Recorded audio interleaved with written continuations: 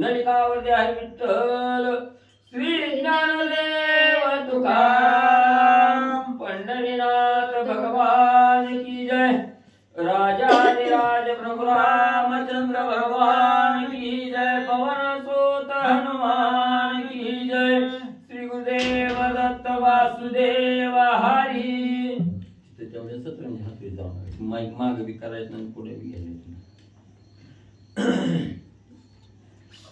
श्री गणेश श्री सरस्वती श्री प्रभु रामचंद्राय नमः पंचवटी गंगा तटी श्रीराम सुखावे पंचवटी गंगा तटी श्रीराम सुखावे जे कोणी दृष्टी सुखावली चिता गोरटी आल्हाद पोटी सौमित्राय ग्रंथ करते श्री संत एकनाथ महाराज या ठिकाणी सांगतायत पंचवटी सुंदर असणारं रमणीय ठिकाण आहे गंगेचं तट आहे किनारा आहे आणि त्या ठिकाणी रामचंद्र आले सुंदर अशा प्रकारची पर्णकुटी जागा पाहिली सीतेला आनंद वाटला लक्ष्मणाला आनंद वाटला सर्वांनाच आनंद वाटू लागला श्री रामा देखो आला देखो केला को जाती पंचम शब्द होय गोमरे गोम गोमती स्वानंद सुखानुवादती मधुर होय पंचवटीचं ठिकाण अत्यंत रमणीय होतं पाणी जवळ होतं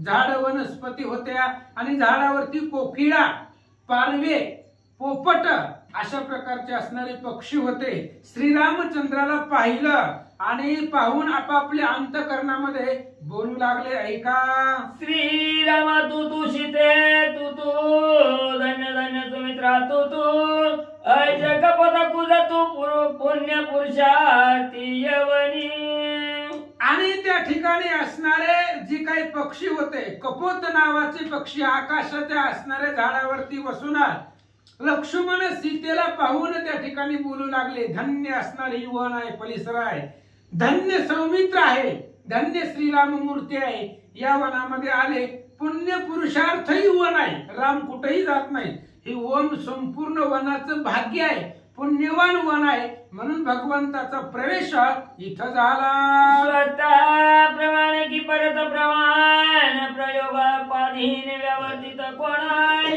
जल जल लक्षणेचे काय प्रयोजन सुख सारिका पण विवादती आणि शुक आणि सारिका आपापसामध्ये चर्चा करतायत भगवान श्रीरामचंद्राला त्यांनी पाहिलं मग तो असणारा रामचंद्र स्वतः प्रमाण आहे की परत प्रमाण आहे रामचंद्र परतंत्र आहे की स्वतंत्र आहे तर तो असणारा ओरिजिनल स्वतंत्र आहे कारण रामाला सगळंच माहिती आहे सर्वस्व रामाला कळतं रामाला आत्मा जीव परमात्मा सगळ्या गोष्टी लक्षात येतात म्हणून राम त्या ठिकाणी स्वप्रमाण आहे स्वतःच प्रमाण रामचंद्र आहे की परत प्रमाण आहे पक्षी बोलतायत नेमकं राम आहे कोण कारण तो आत्मा आहे परिपूर्ण जाणारा तो भगवान परमात्मा आहे असं ती सारिका आणि पोपट संवाद करतात शुक बोल विचक्षण आत्मा येते प्रमाण तो जग जहात श्रीराम पूर्ण लक्षवाय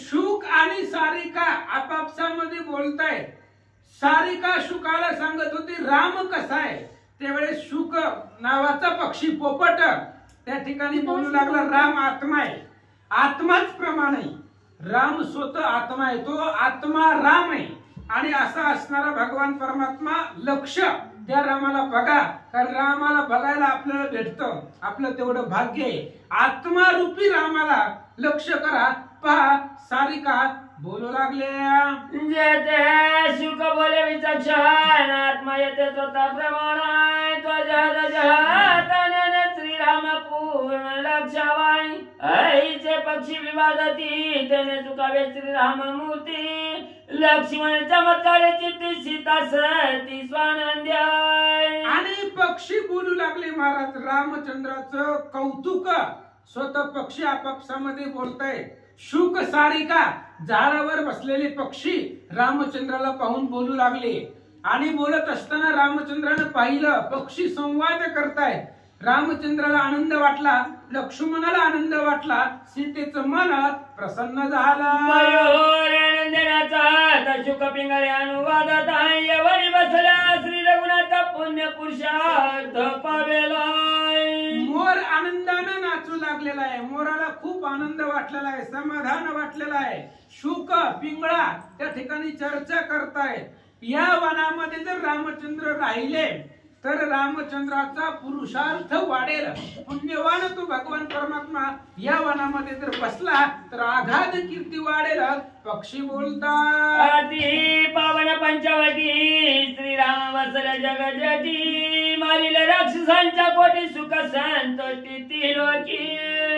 आणि ही पंचवटीचं ठिकाण आहे, सुंदर रमणीय ठिकाण आहे. गंगेचं तट आहे, गंगेचा किनारा आहे, त्र्यंबकेश्वराचं महादेवाचं अधिष्ठान आहे. आणि अशा पंचवाटिकेमध्ये जर रामचंद्र इतर राहिले तर कोट्यावधी राक्षस मारतील. ही दंडकारण्य राक्षसापासून मुक्त करतील असं पक्षी बोलतात. कोणी पक्षांचे कुजित संतोष रात्री रघुनाथ सौमित्राशी सोय सांगत आश्रम ते निर्मावाय. पक्षांचं जे काही बोलणं होतं, पक्षांचा संवाद आपापसामध्ये पक्षी बोलत होते त्यांच्या भाषेमध्ये. आपल्याला कळतं का पक्षी बोललेलं, मांजर बोललेलं, जनावर बोललेलं कळतं का? आपण रामाला कळतं, कारण मुंगीच्या मनातलं ओळखू येतं रामाला. पक्षी तर मोठमोठ्याने शुक सारिका पोपट ही सगळे असणारी बोलत असताना रामानं पाहिलं. लगेच रामानं लक्ष्मणाला सांगितलं इथच्या इथं आश्रम सुंदर अशा प्रकारचा तयार करा.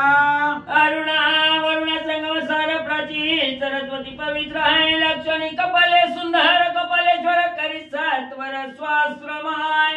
आणि इथं या ठिकाणामध्ये ही जी गंगा तट आहे, गंगा नदी आहे, इथं अरुण वरुणाचा संगम आहे. अरुण वरुणा नदी या गंगा नदीला मिळालेली आहेत. इथं त्रिवेणी संगम आहे, सरस्वतीचा सुद्धा संगम मिळालेला आहे. प्राची आहे, कपालेश्वराचं मंदिर आहे आणि अत्यंत सुंदर हे ठिकाण आहे. पंचवटी आहे आणि याच ठिकाणी आपला आश्रम तयार करा. गंगा तीराचा सुशील वृक्ष पुष्पित चपळ आहे. मलया निळच परिमळ सुख प्रबळ यवनी. गंगाचं तीर आहे, सुंदर अशा प्रकारचं पाणी, सुशील आहे, चांगलं पाणी, थंड आहे. वृक्ष आहेत, झाडाला फुलं आलेले आहेत, सपुष्पित आहे, सुंदर अशा प्रकारचं मनोहर मनाला प्रसन्न करणारं इथलं वातावरण आहे. मलया नर आहे, चंदनाचा सुवास येतोय. अशा पद्धतीने ही जी वन आहे ही वन अत्यंत सुंदर आहे. त्याच्यामुळे इथंच आपला आश्रम तयार करा. सका लक्ष्मण सर्वांगे सुंदर सुलक्षण येते वसत सुख संपूर्ण करी निर्माण आश्रम. लक्ष्मणजी सांगतायत तू माझा सखा आहे, जवळचा आहे. त्याच्यामुळं इथं मला आनंद होण्यासाठी आपल्याला राहण्यासाठी एक पर्णकुटी, काही दिवस आपण इथं राहण्यासाठी सुंदर अशा प्रकारचा आश्रम, जे आश्रमाला बघून मलाही आनंद होईल, सीतेलाही आनंद वाटेल असा आश्रम तुम्ही तयार करा. लक्ष्मणाच्या शुभ लक्षण नाम नोंदणे आपण श्रीवंदनी श्रीरामचरण करी निर्माण आश्रम.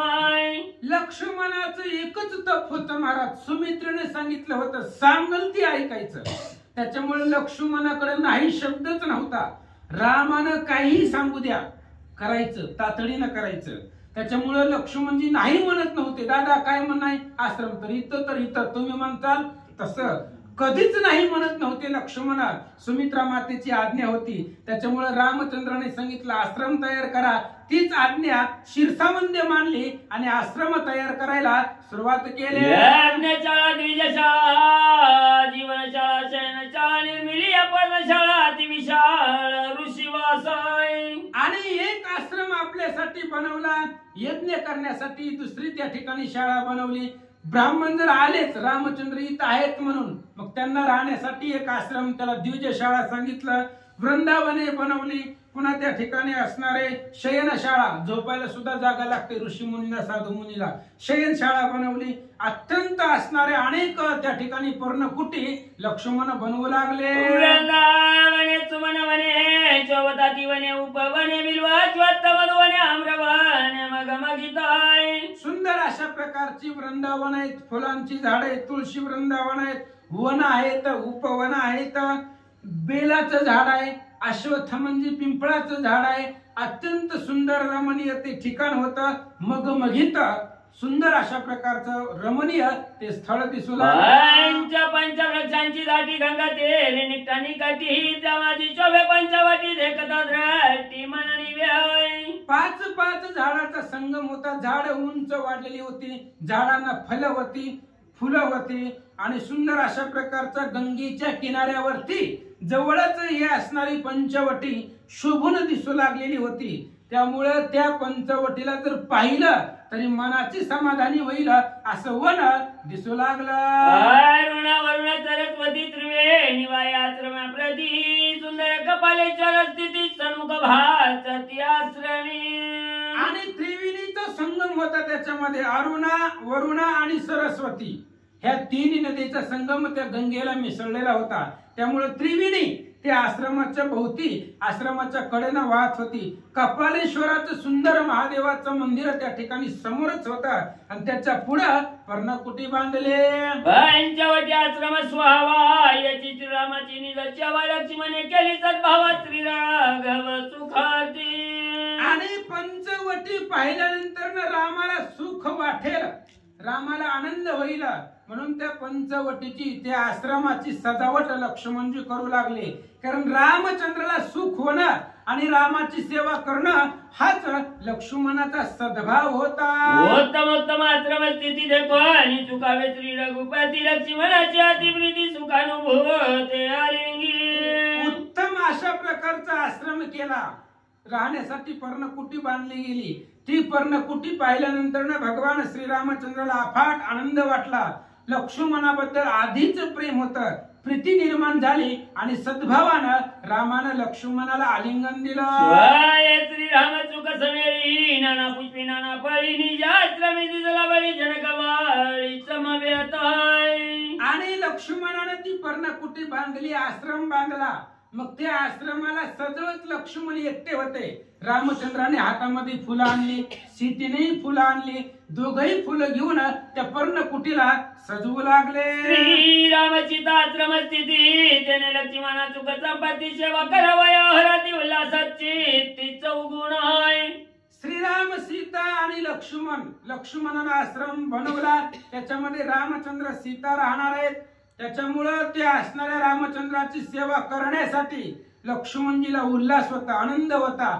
अहोरात्र दिवस रात्र रामचंद्राच्या चरणाची सेवा लक्ष्मणजी करतात. घोष पुष्पे सुस्वाद फळे सीताळ जळे सुपरी मिळाले लक्ष्मण पुरवी सर्व काळे सेवा बळे उल्हासी. आणि मग रामचंद्राला कधी कधी तप करण्यासाठी बसण्यासाठी दर्भाचं आसन, गवताचं आसन रामचंद्राला करून लक्ष्मणजी देत होते. कधी रामाला वाटले महादेवाची पूजा करण्यासाठी फुलं तर फुलं आणून देत होता, कधी फळं आणून देत होता, कधी सीता मातेला आहार बनवण्यासाठी लाकडं आणून देत होता. अशा पद्धतीने जमल ती सेवा लक्ष्मण सद्भावानं करू लागला. श्रीरामचे वेचे निज शोक लक्ष्मणाच्या अत्यंती काय विसरला द्वंद्व दुःख परमाधारी सेवेचा. आणि रामचंद्राच्या सेवेचं सुख होतं, त्यामुळे लक्ष्मणाला आनंद होता. महाराज काही असू द्या, रामचंद्राची सेवा करायला वेळ होती. त्यामुळे द्वंद्व विसरला, द्वंद्व दुःख विसरला. सगळे लक्ष्मणजी दुःख विसरले आणि रामचंद्राच्या सेवेमध्ये लीन झाले आणि अत्यंत आनंद वाटू लागला. श्रीरामची त्याच्या चरण तीर्थ सौमित्र नित्याच्या विधान सेवेशी विकिले जीवित सावचित सर्वार्थी. रामचंद्र सीतेचं जी काही चरण तीर्थ आहे ती लक्ष्मण नित्य सेवत होते. नित्य त्यांच्या असणाऱ्या चरणाची पूजा करायची, त्यांचे पायाचे चरण तीर्थ सेवन करायचं. एकंदरीत आपलं जे जीवन आहे, प्राण आहे, सर्वस्वच लक्ष्मणानं श्रीरामचंद्राच्या सेवेसाठी अर्पण केलेला होता. सीतेपाशी संरक्षण श्रीरामे ठेवून लक्ष्मण आपण करू गेलच नाही विंदान त्याच्या झाल्या. आणि एक दिवस असं झालं, लक्ष्मणजी सेवा करण्यासाठी बसलेले होते, सेवा रोज करत होते. आणि एकदा असं झालं, रामचंद्राला त्याच गंगेमध्ये स्नान करण्यासाठी जायचं होतं. मग आपण गेल्यावर पाठीमाग संरक्षण सीतेला कोण म्हणून लक्ष्मणाला सांगितलं, मी स्नान करायला जातोय, तोपर्यंत सीतेचं संरक्षण करत पर्णकुटीमध्ये थांबा. श्री रघुनाथाची देखताय कदा निद्रान करी सीताय श्रीराम स्नान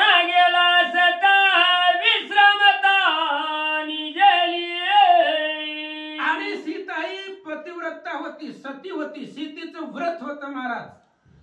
रामचंद्र जोपर्यंत जागे आहेत तोपर्यंत झोपायचं नाही. आपला नवरा जोपर्यंत जाग आहे तोपर्यंत आपण निद्रा करायची नाही. आणि रामचंद्र असल्यामुळे सीतेला कधीच झोपायला भेटत नव्हतं. कधी झोपायची? राम ज्या वेळेस शयन करतील, आनंद विश्राम घेतील, त्यावेळेस सीता झोपायच्या. मग एकदा रामचंद्र स्नानाला गेले. मग सीतेने विचार केला, लय आपल्याला जागावं लागतं रोजच्या रोज, आता निवांत आहे, इथं कोणीच नाही. त्याच्यामुळे इथं स्वभावानं त्या ठिकाणी सीतेला झोप लागली आणि माता झोपी गेल्या. लक्ष्मणाचे द्रटीच मारी, सीता स्वभावे निद्रा करी, वस्त्र उडाले गुह्यावरी, कुचकरी निर्मुक्त. आणि सीतेने विचार केला, आपल्याला विश्रांती हीच योग्य वेळ आहे. रामचंद्र स्नानाला गेले आणि स्नान करून त्यांची पूजा अर्चा करून यायला टाइम लागतंय, तोपर्यंत आपला एखादा डुलका होतय. म्हणून लक्ष्मणाच्या दृष्टीपुढे सीता झोपल्या. आणि झोपल्यामुळं आता स्वभावानं निद्रा केलेली होती, गाढ झोप सुषुप्ती सीता मातेला लागलेली होती. तेवढ्या वेळामध्ये वार आलं आणि सीतेच्या अंगावरचं वस्त्र उडालं असं सांगतात. सुमित्राशी श्रीराम ध्यानाय, न देखे कुछ न देखे जगनाय, सीता दिसत आहे नग्न, हे ज्ञान तो न जाणे.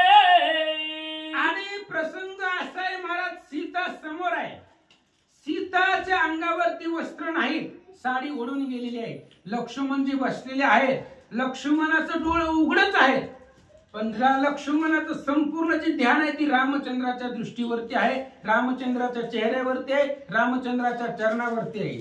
सीता संपूर्ण नग्न आहे हे सुद्धा ध्यान लक्ष्मणाचं नव्हतं. श्रीराम करण्याला नाही, सीता दिसत आहे नग्न, लक्ष्मणाचे स्वय आपण काय वचन बोलत. आणि रामचंद्र स्नान करून आले. स्नान करून आल्यानंतर रामचंद्रानं प्रसंग पाहिला, लक्ष्मण समोर बसलेला आहे आणि सीता झोपलेली आहे, लक्ष्मणाच्या पुढे निद्रा केलेली आहे आणि सीतेच्या अंगावरती वस्त्र नाहीत, वाऱ्यानं ती उडलेली आहेत, बाजूला सरकलेले आहेत. संपूर्ण नग्न अवस्थेमध्ये सीता लक्ष्मणाच्या समोर आहेत असं दृश्य पाहिलं. आणि रामचंद्र लक्ष्मणाला काय बोलतात ऐका. कुंड केवळाय, नरग्रत कोंबत विवळाय, देखो नारी गुह्यतळ, माननी चाळ कोणाचे. आणि रामचंद्र लक्ष्मणाच्या स्थितीला पाहून मनामध्ये विचार करताय, स्त्री म्हणजे अग्निकुंड आहे आणि स्त्री जर एकांतामध्ये भेटली तर मोठ्या मोठ्या संतांचं वैराग्य सुद्धा संपत, वैराग्याची रांगोळी होते. आणि माणूस म्हणजे तूप आहे आणि स्त्री म्हणजे अग्निकुंड आहे. आता किती बी घट्ट झालेलं तूप अग्निपशी नेले किती विघळतं पगळतं, तशी अवस्था व्हायला पाहिजे होती. पण लक्ष्मणाची त्या ठिकाणी निश्चित अवस्था श्रीरामचंद्र पाहू लागले. पिता ज्याचा सुचिर उदय, माता पतिव्रता निश्चित आहे, श्रीराम सेवे नित्यरत, त्याचे चित्त चळे नाही. लक्ष्मणाच्या दृष्टीपुढे सीता आहे, पण लक्ष्मणाचं चित्त तिळा एवढं सुद्धा चढलं नाही, कारण दृष्टीच रामचंद्राकडे होती. डोळे जरी उघडे असले तरी संपूर्ण ध्यान रामचंद्राकडे होतं, दृष्टी रामाकडे होती. अहो, ज्याचे वडील एवढे अत्यंत पवित्र आहे, राजा दशरथाचं काय सामर्थ्य आहे, देवदिकांना सहाय्य करणारा पुण्य पुरुष तो राजा दशरथ आहे. ज्याचे वडील एवढे सामर्थ्यवान आहे, ज्याची आई पतिव्रत आहे आणि जो रामचंद्राच्या सेवेमध्ये नित्यरत आहे, तो लक्ष्मण. ज्याचं लक्ष मनावरती आहे असा असणारा लक्ष्मण, अशा भक्ताचं चित्त स्त्रीला पाहून चळत नाही. श्रीराम भक्तांची निधरती ती, गुह्य गुह्यार्थ देखती, तेने चळे न चित्तवृत्ती, जाण निश्चिती श्रीराम. आणि रामचंद्राच्या भक्ताची स्थिती आहे महाराज. एकमेव निस्सीम जो भक्त आहे भगवंताचा, त्याला भगवंताशिवाय काहीच दिसत नाही, त्यामुळे तो विषयाला स्पर्श करू शकत नाही, विषय त्याच्या जवळ येत नाही, चिटकत नाही. आणि रामचंद्राचे निस्सिम भक्ताचं व्रत आहे, त्याचं चित्त चढत नाही. कितीही विषय डोळ्यापुढे येऊ द्या, कोणतीही अवस्था राहू द्या, तरी सुद्धा त्याचं चित्त भगवंताच्या भक्तीवरनं चढत नाही. हेच निज भक्ताचं लक्षण आहे असं सांगतात. द्यायची अविकार व्यक्ती श्री पुरुषत्वाभिव्यक्ती देह देहाती तदेकती त्यांची वृत्ती चळे नाही. रामचंद्र आणि लक्ष्मणाचा संवाद चालू आहे. लक्ष्मणजी निज भक्ताची स्थिती सांगत आहे. जो देहावरच नाही, विधेयी अवस्थेमध्ये जो वर्तन करतोय, देहाचे जे विकार आहेत ते विकार त्याला स्पर्श करू शकत नाहीत. आणि असा असणारा भक्त पुरुष आणि स्त्री याच्यामध्ये तो भेदच करत नाहीये. जो देहाच्या पलीकडचा आहे असा असणारा तो भक्त असतो. त्या भक्ताची वृत्ती, त्या भक्ताचं चित्त कधी सुद्धा चढत नाही. सीता जगदंबा सोय त्रटी पावनी लक्ष्मणाची कसवटी ऐकोनी दोघांची या गोष्टी स्वय उठी सलज्ज. आणि सीता माता झोपलेल्या होत्या, स्वभावानं निद्रा केलेली होती. आणि रामचंद्र आणि लक्ष्मणजी संवाद करत होते. दोघा जणांचा संवाद ऐकला. दोघ जण बोलत असताना सीतेनं ऐकलं आणि ऐकल्याबरोबर सीता उठल्या, कारण ती जगदंबा आहे. उठल्याबरोबर आपलं जी वस्त्र वाऱ्यानं उडून गेलेलं होतं ते वस्त्र सीतेनं सावरलं. लक्ष्मणाची कसवटी कासोटी, लक्ष्मणाचं तपश्चर्या, लक्ष्मणाचा प्रताप सीतेनं पाहिला. लज्जित झाल्या. ऐका, लक्ष्मणाची स्थिती देखताय सीतेने चरणी ठेविला माताय सोय श्रीराम झाला वंदिता परम पूज्यता सौमित्री. लक्ष्मणाची अशा पद्धतीची स्थिती होती महाराज. नग्न स्त्री असताना सुद्धा त्याचं चित्त चढत नाही असा भक्त.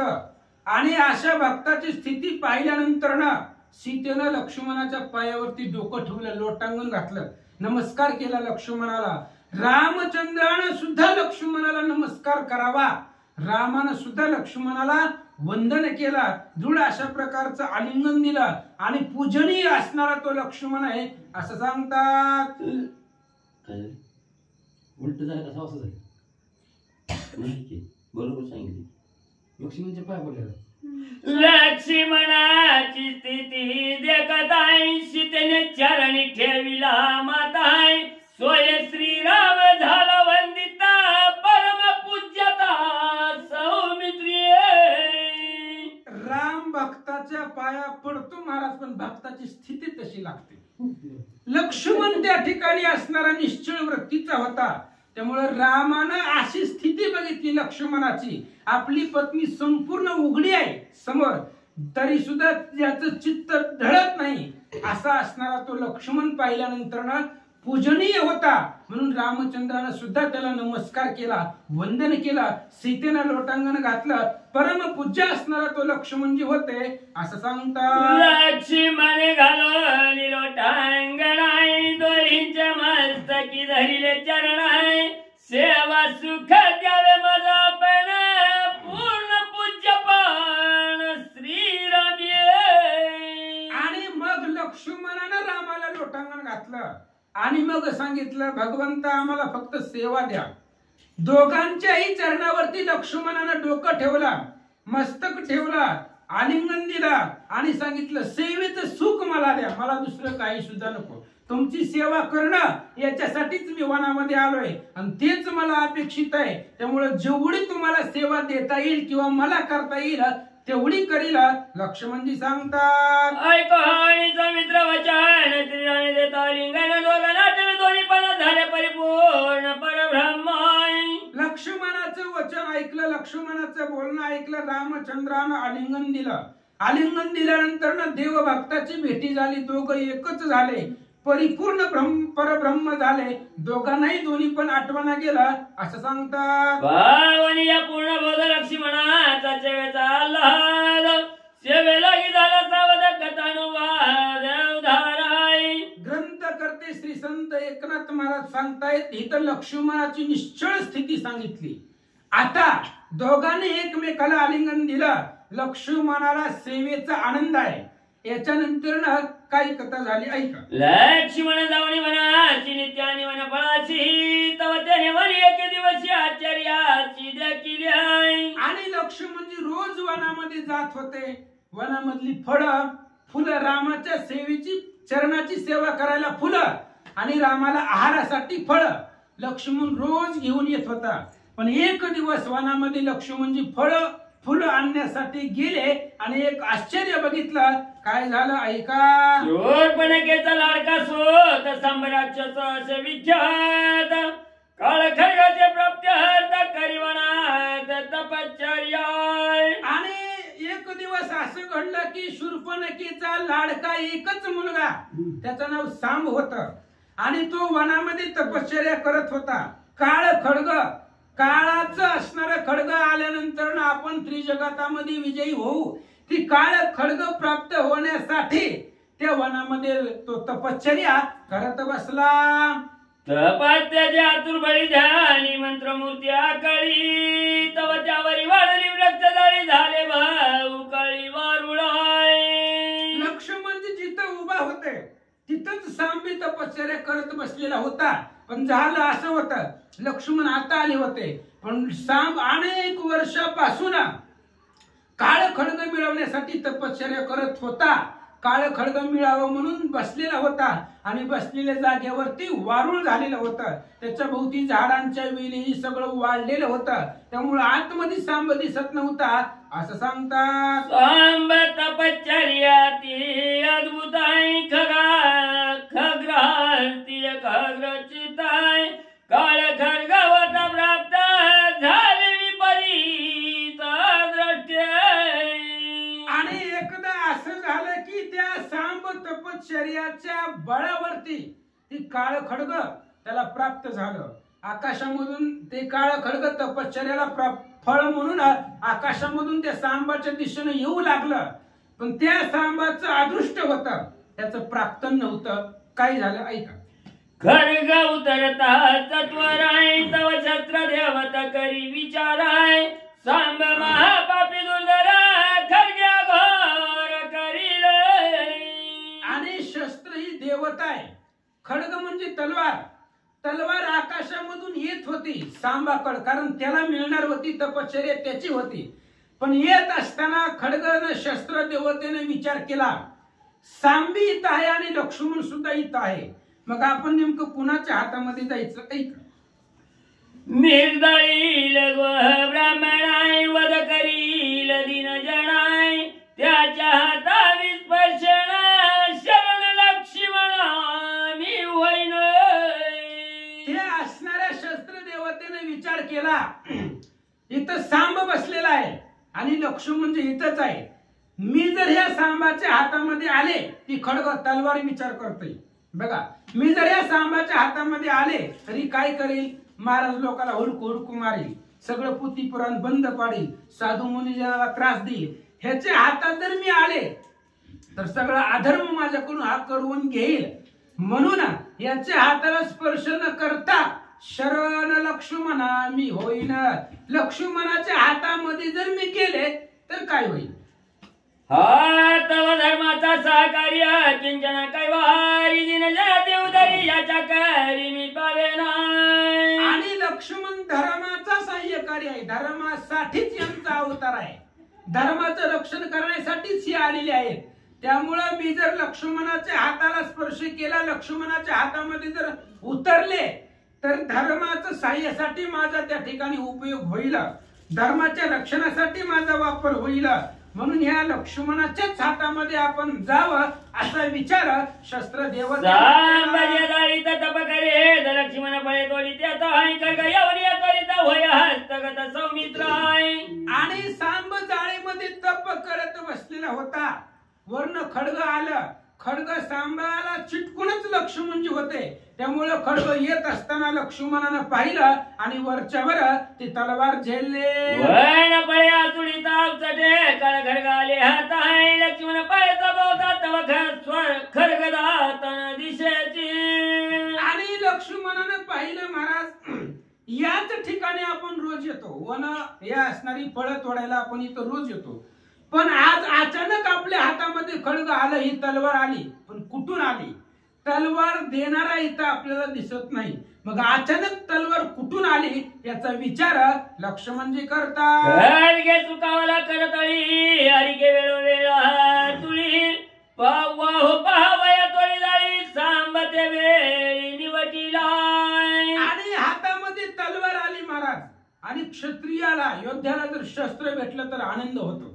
नवीन चकचकीत तलवार दिसत, जसं म्यानामधून काढलेली आत्ताच विकत घेतली अशी तलवार चकचकीत चमकणारी लक्ष्मणानं पाहिली. हातामध्ये घेतलं महाराज, बघू लागला तिला धार आहे का नाही, किती आहे. आणि समोरची शेजारी जाळी वाढलेली होती, वारुळ होता, आणि ती जाळी, त्या जाळीवरती लक्ष्मणानं खड्ग मारलं याला धार किती आहे बघण्यासाठी. आणि जाळीवर मारल्याबरोबर आतमध्ये जो शूर्पणखेचा मुलगा होता, गावातीच्या दुधार जाळीचा इथं तुटले चिरा बडबडा बाहेर चिंता तोर सौमित्र. लक्ष्मणानं ती खड्ग, ती तलवार त्या जाळीवरती मारल्याबरोबर एकाच गावामध्ये त्या सांबाचं मुंडकं तुटलं. आणि त्या जाळीमधून भाडा भाडा भाडा रक्ताचा लोट वाहू लागला. कारण ती राक्षस होता, बलवान राक्षस होता. शिर तुटल्याबरोबर राक्षसाच्या शरीरामधून नदी रक्ताचा पूर वाहू लागला. लक्ष्मणानं पाहिलं, घाबरला. तपस्वी होता येत माझ्या गळाला ब्रह्मगाताय स्वर्गीच्या वेळेला श्री दशरथ सत्य श्री रघुनाथ चोबेला. आणि त्या वारुळामधून, त्या जाळीमधून ज्यावेळेस रक्त निघालं त्यावेळेस लक्ष्मणाला चिंता वाटली. महाराज, आपल्याकडून काहीतरी अपराध घडलेला आहे. कोणीतरी साधू इथं असणार आहे, तपस्वी जो तप करीत बसलेला होता, आणि त्याला आपण आपल्या हातून तो मारला गेला. ब्रह्महत्येचं पाप आपल्या मस्तकावरती लागला. कैचे खड्ग आले हाताय त्याने हत्या वैचली माताय कैचे भेट श्री रघुनाथ चिंता निवार. आणि लक्ष्मणाच्या मनामध्ये चिंता निर्माण झाली. चिंता अशी निर्माण झाली की अचानक खड्ग आलं आपल्या हातामध्ये, कधी नव्हतं ते आलं. आणि आपल्या हातून या खड्गामुळेच एक तपस्वी साधू मारला गेला याची चिंता लक्ष्मणाला वाटले. रामचंद्र भगवान की जय. पणसूत हनुमान की जय. श्री गुरुदेव दत्त वासुदेव हरी. दुसऱ्याकडे बघायचं नसते, पाठावरच्यानंच म्हणायचं. शेजाऱ्याने कशाला हसावं बघून. श्री गणेशाय नमः. श्री प्रभू रामचंद्राय नमः. ब्रह्महत्याचे मुख श्रीरामन पाहे सन्मुख. जीवी लागली दुःख दुःख परम दुःख सौमित्रा. लक्ष्मणाला चिंता वाटली, कोणतरी तपस्वी साधू मुनिजन इथं तप करीत बसले असावा. लक्ष्मणालाही निश्चित माहिती नाही महाराज कोण मेलय, पण लक्ष्मण विचार करतायत साधूच मेला असेल. राक्षस कशाला तप करतोय?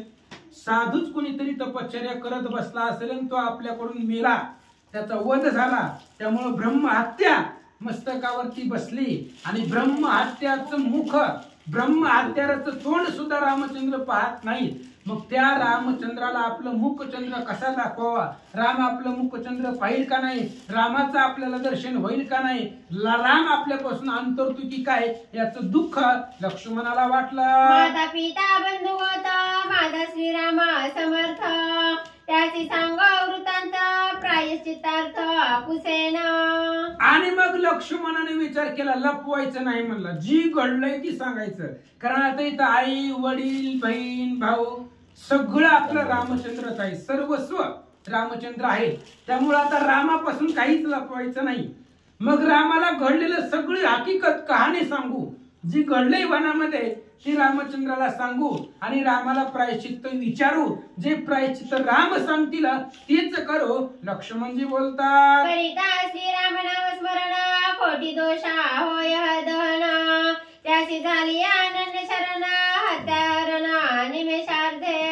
आणि लक्ष्मणजी विचार करतायत, रामचंद्राचा मुखचंद्र पाहिला व ज्याचं नामस्मरण जरी केलं तरी महापापाच्या पर्वत कोडी, कितीही पाप असू द्या, एकाच क्षणामध्ये रामचंद्राचं नाव त्या पापाचं निर्धारण करतं. आणि अशा रामाला जर आपण अनन्य शरण गेलो तर ही जी आपल्याकडून हत्या घडलेली आहे ती हत्येचं हरण निमिषामध्ये होतं असा विचार लक्ष्मणजी करतात. करिता श्रीराम नाम स्मरण कोटी दोषा होय धन त्याशी झाली अनन्य शरण हत्याहरण निमेषार्धे. रामचंद्राचं स्मरण केल्याबरोबर कोटी अवधी जी काही दोष आहे हत्या ते संपतात. आणि त्याच रामाला जर आपण शरण गेलो तर जी आपल्याकडून हत्या घडलेली आहे ती हत्याचं दोष आपल्याकडून संपेल विचार लक्ष्मणजी करतात. मुखी श्रीराम नामावृत्ती हृदयी श्रीरामाची मूर्ती पावला पावली श्रीराम स्थिती दोष निवृत्ती श्रीरामे. आणि रामचंद्राची नाव मुखामध्ये होतं. लक्ष्मणाच्या मुखामध्ये भगवंताचं नाव सदोदित होतं महाराज. कधी कधी नव्हतं, आपल्या कधी कधी असते ध्यान झाले की. पण सदा नाम घोषा करू हरी कथा तेने सदा चित्ता समाधान. इथंच आनंद आहे आणि इथंच समाधान आहे. लक्ष्मणाच्या मुखामध्ये सदोदित रामाचं नाव होतं. हृदयामध्ये रामाची मूर्ती होती आणि प्रत्येक पावलावरती रामाचं भजन चालू होतं. अशी जात चालत चालत रामचंद्राकडे लक्ष्मण निघाले.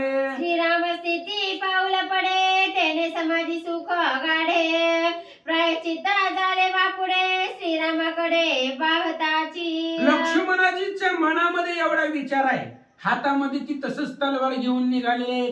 पण जात असताना आपल्याकडून जी वनामध्ये घडलंय ब्रह्महत्या आणि ब्रह्महत्या घडल्यामुळं प्रत्येक पावली रामाचं नामस्मरण होतं. आणि त्या पावलामध्ये नामस्मरणामध्ये समाधीचं जे सुख आहे ते सुख सुद्धा तृणासारखं आहे. आणि मग अशा पद्धतीने हे जी प्रायश्चित्त आहे, हे जे आपल्याला घडलेला दोष आहे ते दोष संपला. रामाचं नाव घेतलं की दोष संपला. प्रायश्चित्त सुद्धा त्याच्या पुढे बापुड आहे. रामचंद्राचा जर मुखचंद्र आपण पाहिला तर आपल्याला कोणतंच पाप लागणार नाही. लक्ष्मणजी बोलतात. हत्याभये श्रीराम स्थिती दृढ धरणीया चित्ती पुसावया प्रायश्चित्तार्थी आला निश्चिती सौमित्र.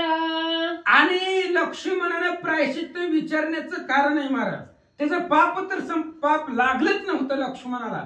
पण लक्ष्मणाला जी वाटत होतं आपल्याकडून दोष घडलाय, ब्रह्महत्या घडली आहे, त्याचं प्रायश्चित्त विचारण्याचं कारण एकच होतं की राम आपल्यापासून दूर जाऊ नये. कारण ब्रह्महत्याराचा मुखचंद्र राम पाहत नाही.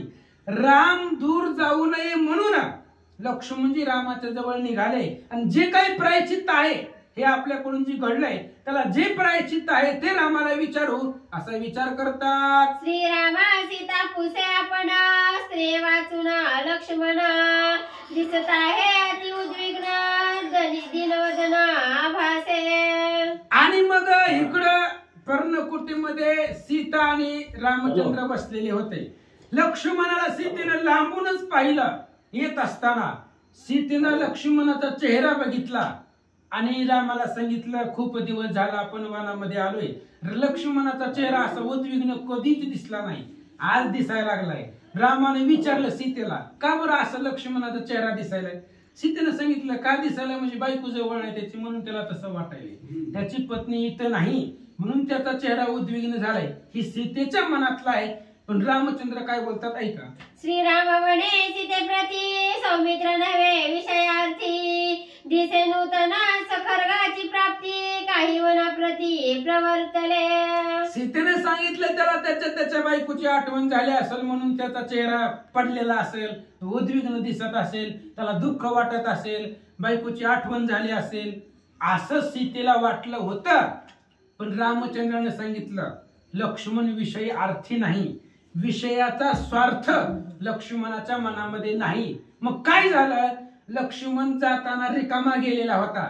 लक्ष्मणानं सगळं जे काही होतं युद्धकार्य साहित्य घरी ठेवलेलं होतं. मग रिकामा गेलेला लक्ष्मण हातामध्ये येताना नवीन खड्ग घेऊन आलाय.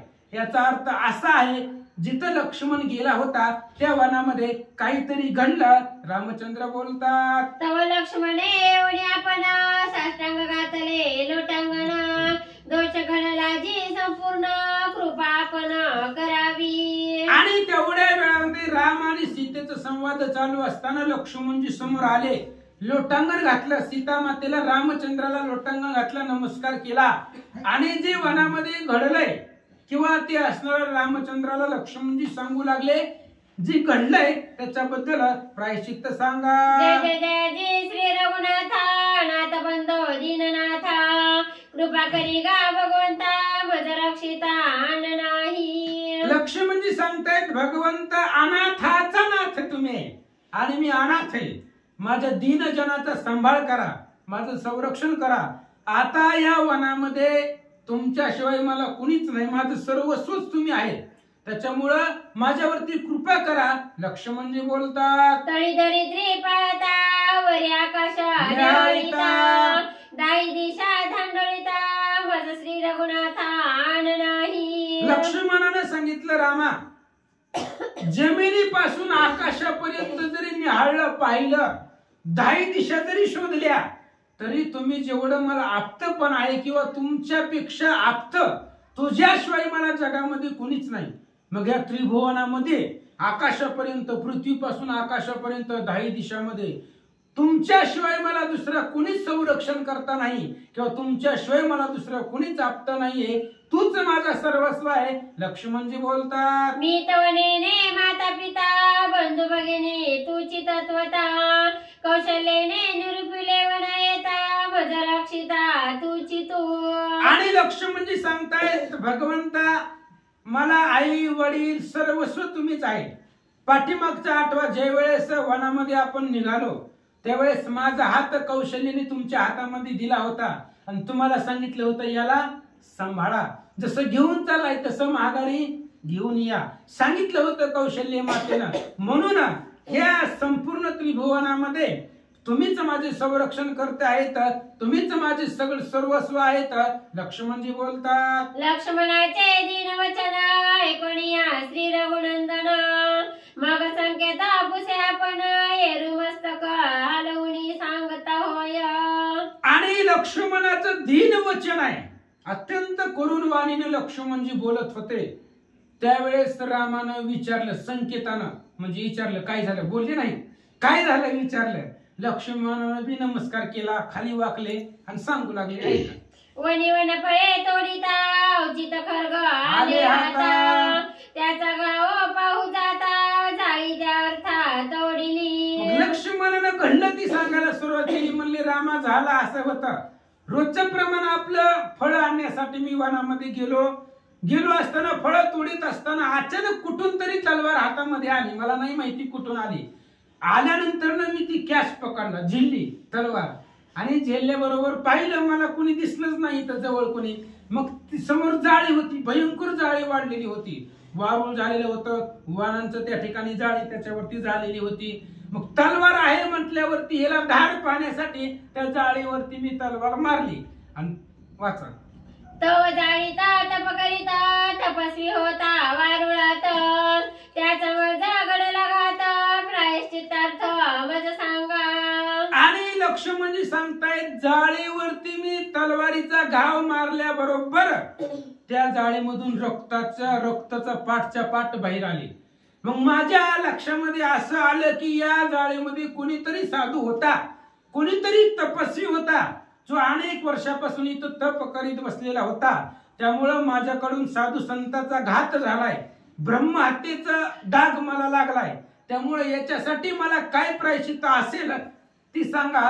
लक्ष्मणजी बोलतात ऐकोणी सौमित्राचे वचन मग बोललेला श्री रघुनंदना वैश्य क्षत्रिय की क्षुद्र ब्राह्मण वदिला कोण जाळी माझी. लक्ष्मणाने डायरेक्ट सांगितलं नाही महाराज.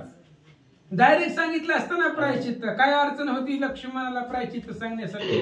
पण रामाने विचारलं बाबा या तू जी म्हणतोय ना साधूच मारला कशावर. त्यामुळं त्या जाळीमध्ये तपच्या आता प्रायश्चित्त द्यायचं म्हटल्यावर कोण मारलं हे बघावं लागतंय. मग कोणत्या वर्णामधला मारला, ब्राह्मण शूद्र वैश्य क्षत्रिय 4 वर्ण आहेत. मग 4 वर्णामध्ये नेमकं कुणाला मारलंय, कारण प्रेताची परीक्षा झाल्याशिवाय प्रायश्चित्त देता येत नेमकं कोण मारलं हे कळायला पाहिजे. त्याच्यामुळे हे 4 वर्णापैकी तू कुणाला मारलं सांगा. न करिता हा इत्यर्थ सांगता नये प्रायश्चित्तार्थ लक्ष्मण धाडीला त्वरित परीक्षार्थ प्रेताच्या. आणि रामचंद्र सांगतायत लक्ष्मण आल्यापासून तो म्हणायला ब्रह्महत्याचा डाग लागला, साधूला मारलं, तपस्वी मारलं, तुला माहिती का कोण मेलं? कोण मेलं तुला माहिती नाही? मग जा, जिथं जाळी होती, जिथं तू मारलंय तिथं रिटर्न जा, रिवर्स, आणि तिथं जाऊन बघ, जी प्रेत आहे ती प्रेत बघ, तिथं कोणाचं प्रेत आहे, ती प्रेताची परीक्षा, कोणाचं प्रेत आहे बघ, आणि मला येऊन सांग, मग मी त्याचं प्रायश्चित सांगतो. रामचंद्र बोलतात, लक्ष्मण ते शरीर पाहे डोळा, भ्यासुर मुख दाडा विक्राळा, खापराळे सास बाह्य काळा, नेत्र नला सारिखे. आणि लक्ष्मणानं ते शरीर पाहिलं महाराज, ज्याचा घात आपल्याकडून झालाय, ते शरीर पाहिलं तर भयंकर आकृती होती, मोठमोठ्याला शरीर होतं, त्याचं डांबरासारखा काळा, अत्यंत क्रूर असणाऱ्या शरीराचा, भयंकर डोळे, असा असणाऱ्या राक्षसाची आकृती लक्ष्मणाला दिसू लागले. लक्ष्मण सांगे इत्यर्थ, मजगडला राक्षस घात, ऐकोणी हासे श्री रघुनाथ, मुख्य धर्मार्थ हा आम्हा. लक्ष्मण परत महागारी रामचंद्रापाशी आले आणि सांगितलं, रामा, माझ्याकडून जे मारलंय ती राक्षस मारले, ते शरीर राक्षसाचं आहे. रामचंद्र हसले, म्हणले, आपण त्याच्यासाठी चालूय, आपला धर्मच आहे, दैत्याची कुळे नाशी, दैत्याचं कुळ ठेवायचं नाही, हे आपला धर्म आहे, आपण याच्यासाठीच वनामध्ये आलोय, त्यामुळे राक्षसाला मारलं. चुकून का मारणार, आपल्याला मुद्दाम का नाही, राक्षसच मारायचे, याच्यासाठी आपण आलो. रामचंद्र बोलतात, तुझ नाही निज ज्ञान, शस्त्र देवता ती सज्ञान, तिने जाणून आपण दुष्ट निर्जन स्वयं केले. लक्ष्मणजी, रामचंद्र लक्ष्मणाला सांगतात, लक्ष्मणा, तुला ज्ञान नाही, पण शस्त्र देवता अत्यंत सज्ञान आहे. ही शस्त्र देवतेने विचार केला, लक्ष्मणाच्या हातून सांबाला मारायचं, सांब जर सावध असता तर लक्ष्मणाला कदाचित आवरला नसता. एवढे वर्ष झालं तप करतोय महाराज, कशासाठी करतोय? विजय मिळण्यासाठीच करतोय. त्याच्यामुळे शस्त्र देवता सज्ञान आहे, तुझ्या हातामध्ये प्रवेश केला आणि दुष्ट राक्षस तुझ्या हातून मारवला. रामचंद्र सांगतात, तो जरी सावध असता तरी करिता तुझे घाता, तुझा प्रसन्न शस्त्र देवता झुंजता निर्दाळीला. रामचंद्राने सांगितलं, लक्ष्मणा, तो सांब जर सावध असता तर रणांगणामध्ये तुला ऐकला नसता, कारण त्याचं तपश्चर्याचं बळ, प्रताप, शौर्य कदाचित तुझ्या पुढे तू जिंकू शकला नसता. पण शस्त्र देवता हुशार आहे, तिनं कुठल्याही प्रकारचं सायस न करता, युद्ध न करता त्या राक्षसाला तुझ्या हातून मारवलं. रामचंद्र सांगतात, राक्षसा तरबळे होता, दुर्धर तपी शस्त्र प्राप्त्यर्था, दुष्टावरी क्षोभणी क्षत्र देवता, त्याचीच घाता तिने केले. आणि राक्षस आतुर बळी होता, बलवान राक्षस होता, तो शूर्पणखेचा मुलगा आहे, बलवान, ते दुर्धर असणारा तो राक्षस होता.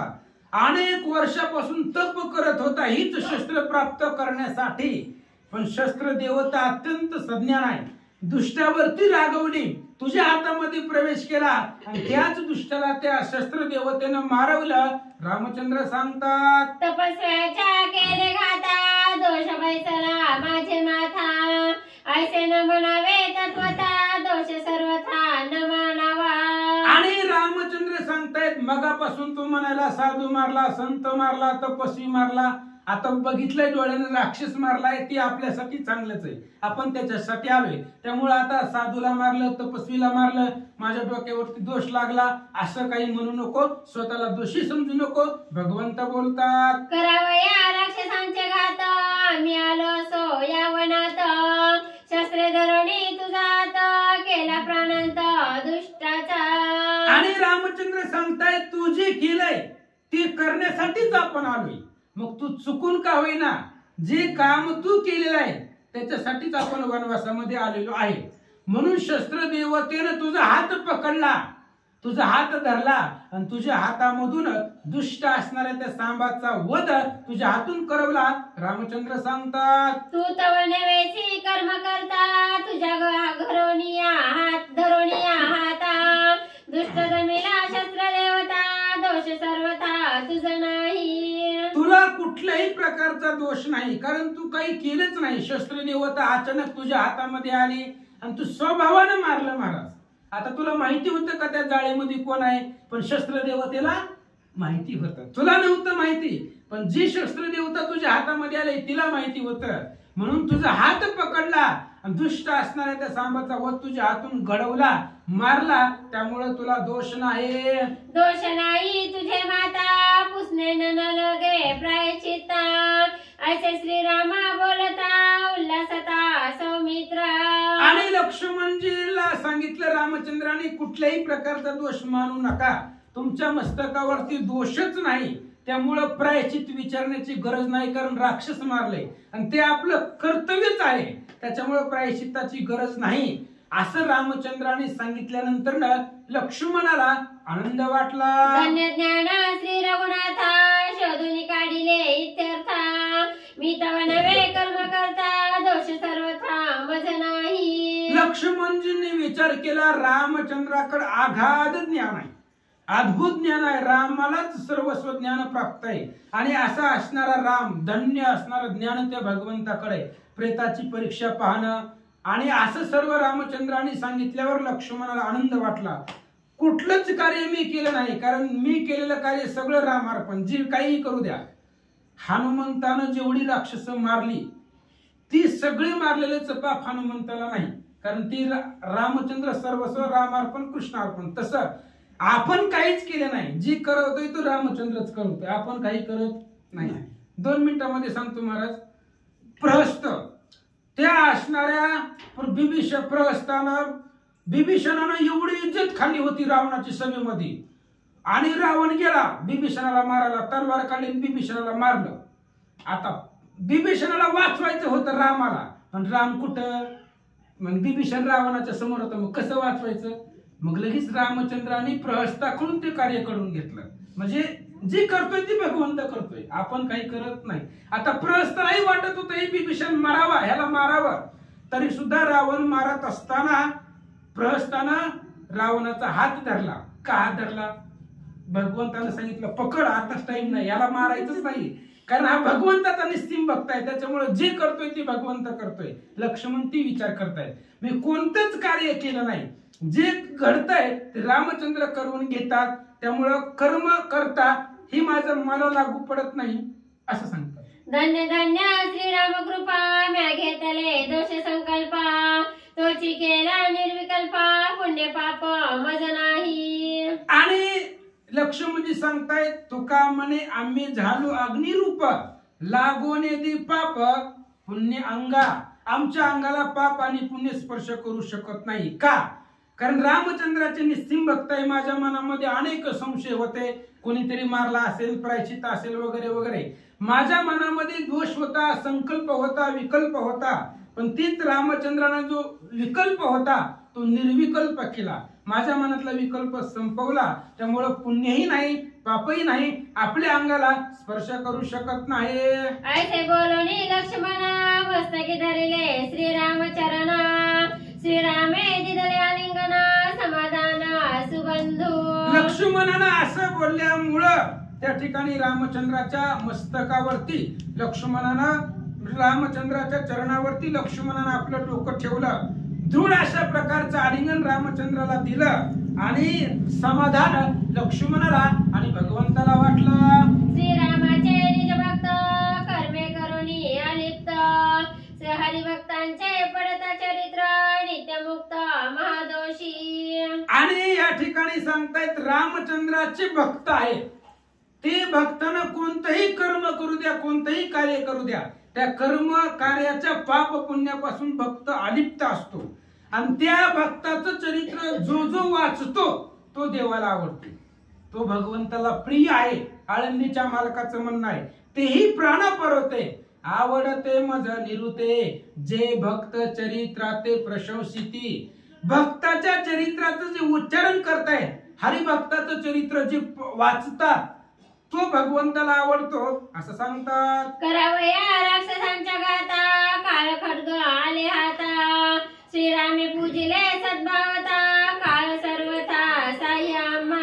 आणि विचार केला रामचंद्रानं ही राक्षसांचं सहाय्य करण्यासाठी, राक्षसांचा वध करण्यासाठी, आणि आपल्याला मदत म्हणून ही काळ खड्ग आपल्याला आले. ज्या अर्थी काळ खड्ग आपल्याकडे आले त्या अर्थी काळ आपल्याला सहाय्य झालाय. काळानं सुद्धा सांगितलं फक्त तुम्ही पुढे व्हा, आम्ही पाठीमाग आहेत म्हणले. सुरुवात करा, पाठीमागचा आम्ही बघून येऊ. काळ सुद्धा आपल्याला सहाय्य झाला म्हणून त्या खडगाची पूजा रामचंद्रानं केले. काळ सहाय्य झाला स्वभावता, काळ खड्ग आले न प्रार्थिता, राक्षस निर्दळणी आता जाण तत्वता सौमित्रा. आणि रामचंद्र सांगतायत लक्ष्मणा, ते काळ खड्ग आपल्याला न प्रार्थिता आलंय. कुठल्याच प्रकारची प्रार्थना तपश्चर्या सायास आपण त्या खडगासाठी केलेलं नव्हतं. ज्यानं ह्या खडगाच्या प्राप्तीसाठी अनेक वर्ष तप केलं तो मेला, पण ते त्याचं फळ आपल्याला भेटलं. ती खडग आपल्याला प्राप्त झालंय, त्याच्यामुळं काळ आपल्याला सहाय्य झालाय. आता इथून पुढं राक्षसांचं दळण करायला सुरुवात करू. पुंडलिक वरधारी विठ्ठल श्री ज्ञानदेव तुकाराम. राक्षस वधावयारणी आजीपासून झाली बोणी, येथोनी विचारतावणी सावधानी वर्तावे. आणि मग विचार केला महाराज रामचंद्राने, लक्ष्मण आता सावध राहील. आता वनामध्ये आपण आलोय आणि जसं आता जी घडलंय, आजपासून राक्षसवादाला सुरुवात आपल्यापासून झाली, पण आता इथून पुढे सावध राहा. कोणतंही कार्य करत असताना 100 वेळा विचार करायचा. ऐका, याचा सोडा घ्यावयासी राक्षस येथील कपट वेशी, योगी संन्यासी तापसी विश्वास त्यांची न करावा. आणि रामचंद्र लक्ष्मणाला सांगतात, लक्ष्मण आता लक्ष देऊन ऐका, मी जी सांगतोय ती लक्षपूर्वक ऐका. तुम्ही सांबाला मारलंय म्हणजे काय राक्षस गप बसणार आहे ती का? त्याच्यामुळं हे जे आप्तजन आहेत राक्षस याचा बदला घेण्यासाठी निश्चितच येतील, कपट वेशाने येतील. त्यामुळं ह्या वनामध्ये कुण्याही महाराजावरती विश्वास ठेवायचा नाही. साधू संत कुणीही येऊ द्या, विश्वास ठेवायचा नाही. यांच्यावरती विश्वास धरून राहू नको असं रामचंद्र सांगतात. अगत्य मानेला कर्तव्यता, ते मज पुसावी तत्वता, मज पुसल्या विना सर्वथा अल्पही कार्यार्था न करावे.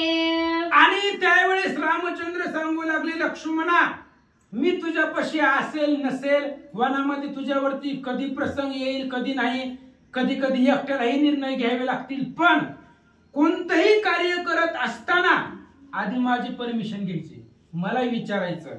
मला विचारल्याशिवाय अल्पही तिळा एवढं सुद्धा कोणतंच कार्य करायचं नाही. ह्या वनामध्ये स्वतःच्या मनाने निर्णय घ्यायचे नाहीत. जसं आता घडलंय, अनेक राक्षस वेगवेगळ्या रूपामध्ये येतील, त्यांच्यावरती विश्वास ठेवायचा नाही. आता इथून पुढे कुठल्याच महाराजावरती विश्वास ठेवायचा नाही. कुठपर्यंत? जोपर्यंत वनामध्ये आहे तोपर्यंत. ह्या वनामध्ये कोणाचाही वेश धरून राक्षस येतात, त्यामुळे कोणतंही कार्य करताना मला विचारल्याशिवाय करायचं नाही. रामचंद्र सांगतात, श्रीवंदना श्रीराम वचना, सौमित्र सदा सावधान, तव तेथे करावया पुत्र शोधना, होईल आगमन शूर्पणखेचे. आणि मग रामचंद्राची आज्ञा शिरसावंद्य मानली आणि लक्ष्मण सावधान राहिले. आता इथून पुढे सावधान राहिले.